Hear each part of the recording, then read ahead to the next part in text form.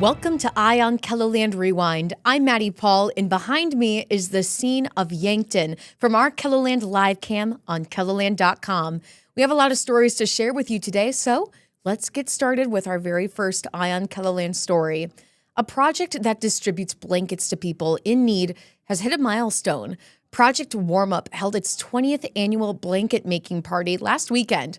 While kids are the top priority of the project, the blankets are also made for adults. Kelly Vogt looks at how it started and how it's impacting the community. Curling up in a fleece blanket can make you feel warm and cozy. It's very comforting. Fifth grader Alexandra McCall is helping more kids and adults feel that comfort through Project Warm Up. She's one of the students at Sonia Sotomayor Elementary in Sioux Falls, helping with the project that distributes fleece tie blankets. I've been making the blankets. I've been organizing the Project Warm Up room. I've been cutting and all that stuff. McCall's principal, Tracy Veek, has been part of the project since the beginning, after having a conversation with one of her daughters. She was a junior at Lincoln High School at the time and was looking for a service project for her Key Club. In 2006, a group got together and made 100 blankets for kids who were homeless in the district. The second year, word got out. More volunteers got involved, and hundreds of blankets were made. While Project Warm Up still holds a big blanket making party each year, it's now a year-round project, and many helping hands make blankets throughout the year. Everything from youth groups to wine clubs. They're getting together and they're making blankets, and I think that's just fabulous. Project Warm Up has helped many people beyond the Sioux Falls School District. Other recipients include organizations like the Ronald McDonald House and Habitat for Humanity of Greater Sioux Falls. The blankets are handed out to families during home dedication events. Watching a young student hand over a blanket to another child and seeing the smiles on both of their faces can probably teach us adults a lot about what we need to do to make the world a better place. Blankets were even delivered to flood victims in southeastern KELOLAND last year. Since it started, Project Warm Up has distributed more than 43,000 blankets. I think that it's a very big number and really nice to see how much blankets that we have for other people that need help. The project has grown more than Veek ever could have imagined. I never could have dreamed that there would be this much good, that people would year after year want to continue to do something like this for others in our community. But we are truly, truly blessed by the people that we work with and that we live among here in Sioux Falls and the surrounding area. Whether you're volunteering with a club or you're a kid at school, each cut of fabric and tie of fleece makes a difference for people in need. I love doing it because all the kids are very willing to help out, and that's just what I love about it. Project Warm Up runs on donations, so if you would like to give money or fleece, or if you'd like to make blankets, then click on the link on this story on KELOLAND.com. Just go ahead and scan that QR code that you see on your screen right now to take you to our KELOLAND.com homepage to find this story. And still to come on Eye on KELOLAND Rewind, life can be full of unexpected twists, and we'll meet Ken and Joan to hear how they found their way back to each other after almost 50 years apart. We'll explain more when we come back after the break. Stay with us.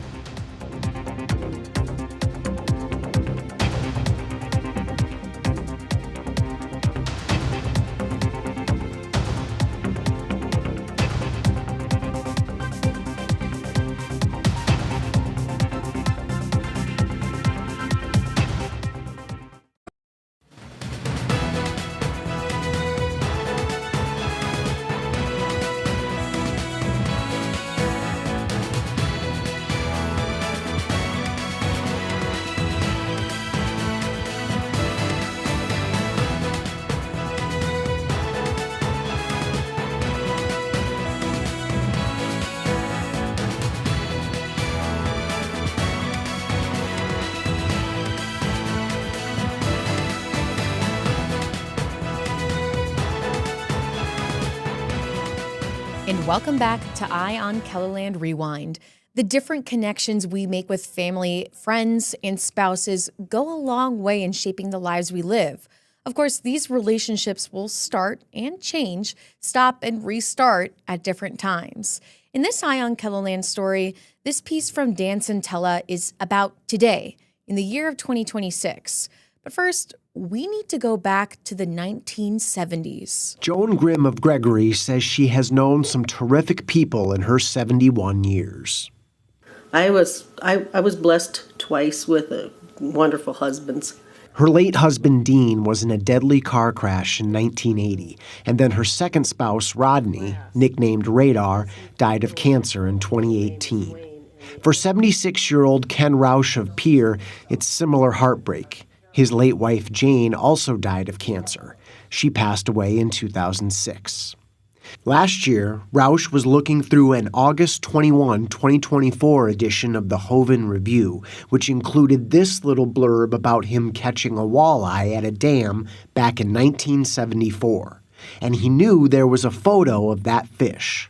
He soon found that picture. But it was the photos on the opposite page of the photo album which really grabbed his eye. Right next to it, the next face page, was pictures of Joan and I when I spent at her parents' farm in winter in June of 74. That's the two of them back in the mid-70s when they briefly dated. And in 2024, Roush knew what he had to do. Well, now that I'm widowed, I want to find Joan. I just got to find her because I think this is the one. And like so many other pursuits in the 21st century, he had a pathway, an internet search engine. He remembered Grimm's mother's name, looked it up, and found Kathleen Fernholz's obituary, which listed a name and number for the executor of the estate, Joan Grimm. When he called me last September, just totally out of the blue, I just was flabbergasted. I mean, we talked that first day over an hour. And that was on a Saturday evening that he called me.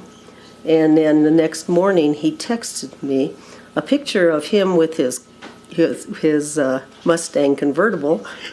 He had heard the car was, he says, a chick magnet. Their first date since 1974 was in Gregory last September. Her profession of 47 years is endearing to him. Nursing qualities and her faith. And then we have the commonalities of dancing and baseball. And she appreciates his commitment to the country. Dedication to being a veteran, being Vietnam-era veteran. It didn't take long for each to know they'd get married. I think we'd probably been together about 2 or 3 months. It wasn't very long. Really early on.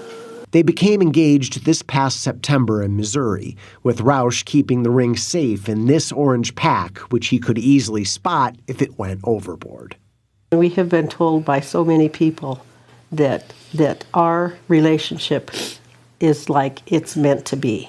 We're fun to be with. We're hilarious and we kid around. We're comfortable together. We have so much fun together. Their stories have weaved and are now woven, with memories experienced together and separately, bringing them to today. And now, they've got plans for 2026. So you're going to have married life again together? Yep. Yes. How's that going to be? Tremendous. We're looking forward to it. And that was Dan Santella reporting. And Joan and Ken's wedding date is next October in Gregory on October 10th, 2026. Congratulations to the couple. And still to come on Eye on KELOLAND Rewind, we take a trip through history to see how the Western Mall has changed its building to today. And Furniture Mission has completed its big move, and it happens to be right in time for the busiest time of the year. We check out the nonprofit's new space and learn how it's able to help more families in need. We're looking at these stories and more when we come back after the break. Stay with us.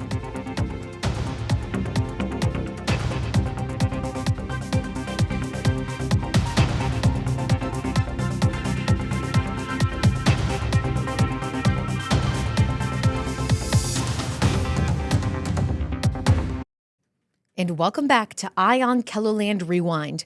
For over 55 years, the Western Mall in Sioux Falls has catered to people of all ages. In those decades, the mall has also seen many big changes. Sydney Hoyer shows us how the mall has continued to be successful throughout the decades. 1968, the Western Mall opened as the first enclosed retail center in the state. At the time, it was surrounded by cornfields. When you have a landmark retail asset, people start putting up housing around you and other retail, assets on 41st Street. So it definitely had a big impact on local development in our area. Today, the mall is still a major shopping hub, spanning from Scheels to Best Buy. In the 1970s, the Empire Mall opened, causing the first major shift for the Western Mall. There was a kind of a period where some of the retailers started going to the Empire Mall, and the Western Mall had to kind of find its footing again. And really, in 1985, Best Buy came, and then in 1997, Best Buy built out their current spot. I'd say the biggest coming was 2002 when Scheels moved here. When it comes to the enclosed part of the Western Mall, one business has been a staple for years. The West Mall 7 theaters have also evolved with the mall. They used to run movies that were in the theaters and then had come off of theater running. So these are all first-run movies today at about a 35 or 40% discount to what you'd find in a typical theater. Between the theater, taekwondo studio, and arcade, the mall targets all ages.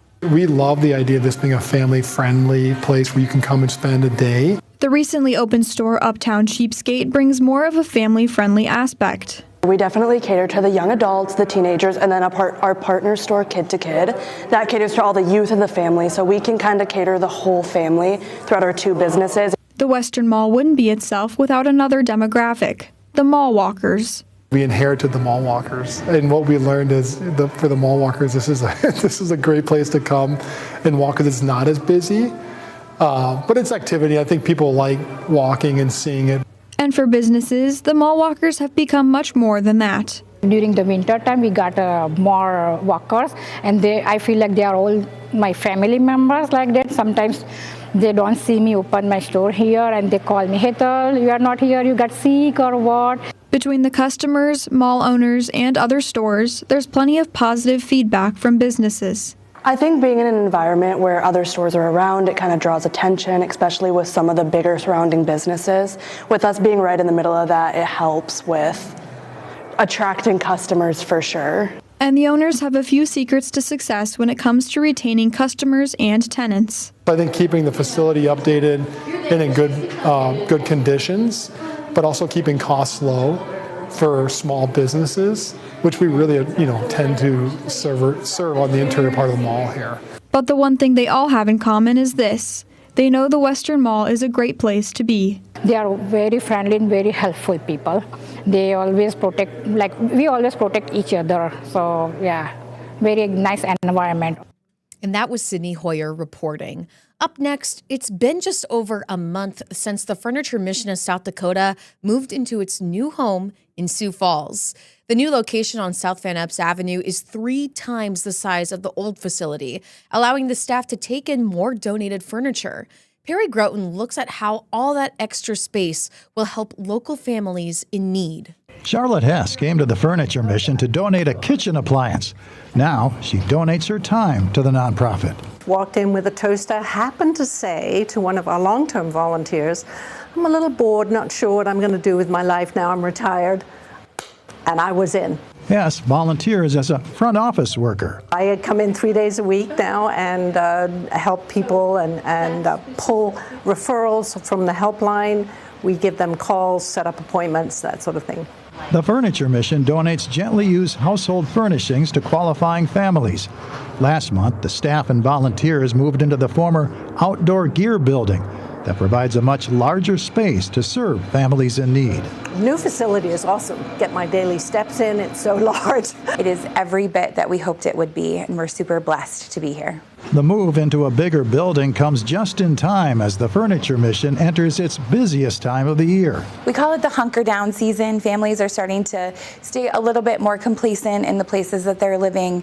It's cold outside, there's not as many people in transition. A bigger building means they can warehouse more furniture. Beds are always in high demand. And those are the ones that are always sometimes the hardest to come by. But offering 2 beds per family means that those beds go quickly, and making sure that everybody is comfortable when they're going to bed at night is extremely important to us. When you see a family almost sometimes reduced to tears because we're giving them a bed, because they've been sleeping on the floor, that's what tears at your heart and makes you want to help every single one of them. The Mission's wood shop now has 3 times the space to build furniture. They make kitchen tables and sort of like a sofa table or even coffee tables and end tables. We make our toddler beds in there. We have a mock-up for a dresser if it's needed. There's a lot of things that are happening in there constantly.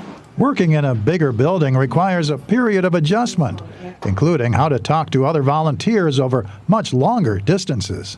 We have to use handheld walkie-talkies now to communicate.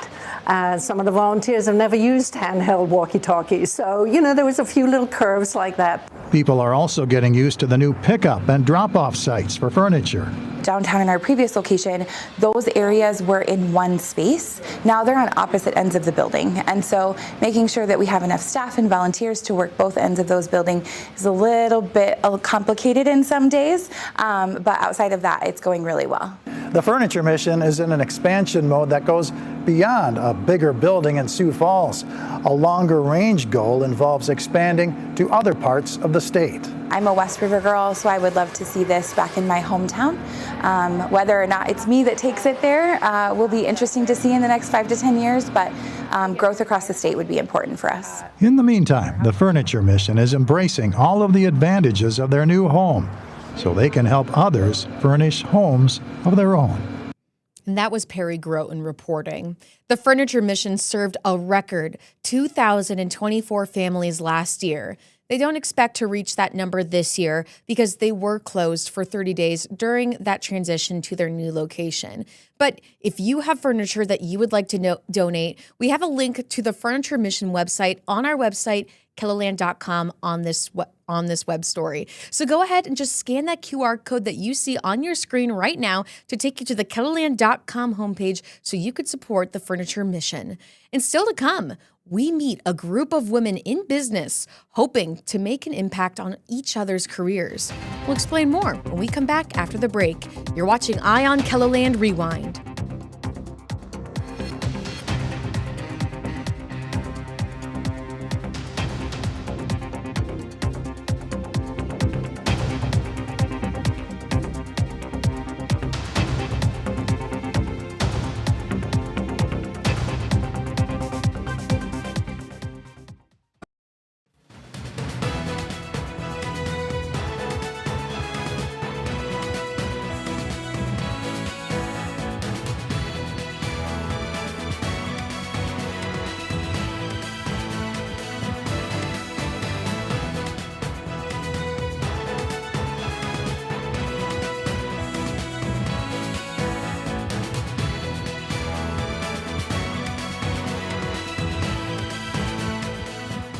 And welcome back to Eye on KELOLAND Rewind.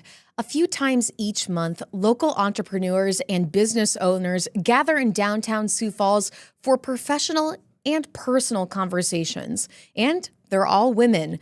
The event is known as Coffee and Connections, and Travis Fossing tells us how it's helping women share ideas, experiences, and even opportunities. On a snowy December morning, a crowd is gathered in a warm space inside the Jones 421 building.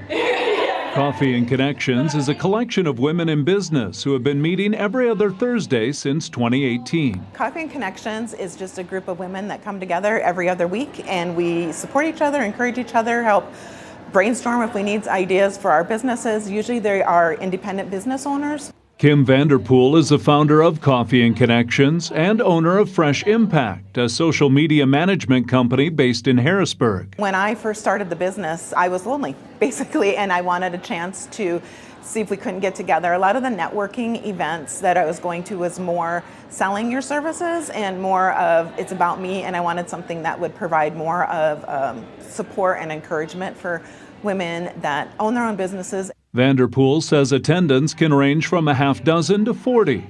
Today, she's joined by 12 women from all walks of life. We have an insurance agent. We have a couple that work at a financial office. We've got a dog groomer. We've got a bookkeeper, shop owners, just a wide variety of women from all aspects of the business world. Coffee and Connections is one of the first networking groups that I went to when I opened my business, and it's just a great community of genuine women who encourage me and my business and really want to see my business grow.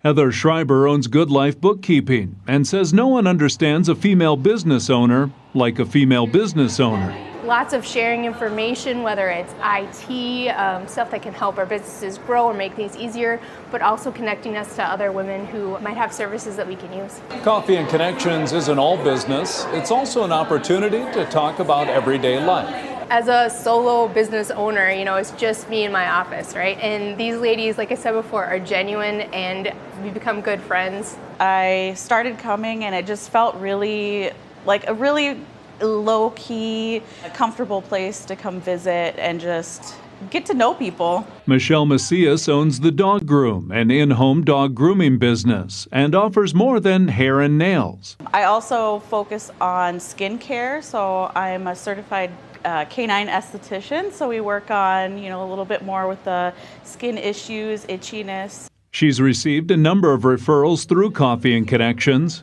but isn't afraid to mix business with pleasure. A lot of these girls I talk to on a regular basis about business, and actually we have kind of like a little group that goes hiking on the weekends. So yeah, so friendship and connection. Vanderpool says she does this to help encourage women who are newer in business. She's also excited to see more women in Sioux Falls doing the same. You're seeing more other groups pop up, other support networks, other ones that will get together for like, hey, we need to get together once a month. And so there's a lot of different groups starting, so you can find one that fits for your niche. And as Coffee and Connections marks 7 years, Vanderpool believes the best is yet to come. One of the comments made when we first started was, you get together just for coffee, you'll never gain business out of it. But when business is gained from trust, we get a lot of business. And that was Travis Fossing reporting. Coffee and Connections meets every other Thursday, but they will skip Christmas Day and New Year's Day and will meet next on January 8th. You're encouraged to attend anytime between 8 and to 9:30 in the morning inside the Jones 421 building. And unfortunately, that's all the time that we have today for Eye on KELOLAND Rewind. Thank you for watching, and remember, you can find all your Eye on KELOLAND stories online on KELOLAND.com. And until next time, have a great day, everyone.